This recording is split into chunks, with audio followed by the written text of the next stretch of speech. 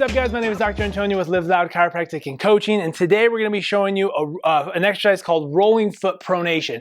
Now, this is actually working on not only pronation but also supination. In addition to, we're going to have rotation within this plane of motion and dorsiflexion. So, if you were to imagine all planes of motion, we can move in this plane, we can move in this plane, and we can move in this plane. And we're gonna hit all those planes of motion in the foot, which is necessary, the foot and the ankle, let me back up, which is necessary for good foot mechanics to make sure that the load that we're absorbing, whether it's jumping, running, or sports, can be articulated and absorbed up the whole chain and not hit any stiff points, which might cause injuries.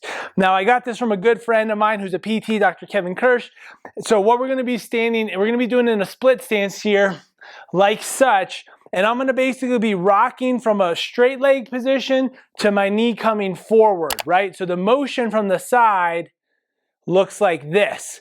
I'm trying to keep a lot of that weight in that front foot and not put it in the back foot so that that load can be pushed and turned, right?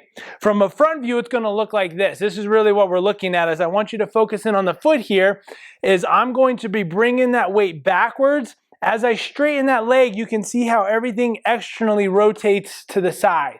And then as I bring this in, I'm gonna bring that knee down and in. So you can see how my foot will now start to pronate. I'm gonna rock it back and rock it forward.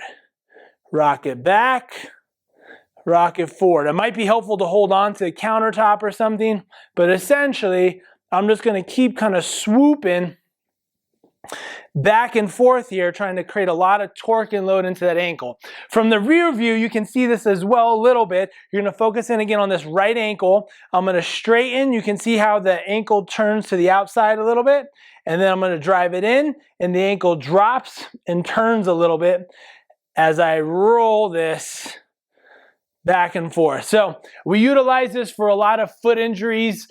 Depending on how acute it is, it might not feel the best. Obviously, we're talking about like acute ankle sprains or things like that. But if we're dealing with just mobility restrictions that we think that might be affecting things up the chain, this is a wonderful exercise to unlock those feet, which oftentimes are way too tight because we live in shoes and we don't give them enough love as it is.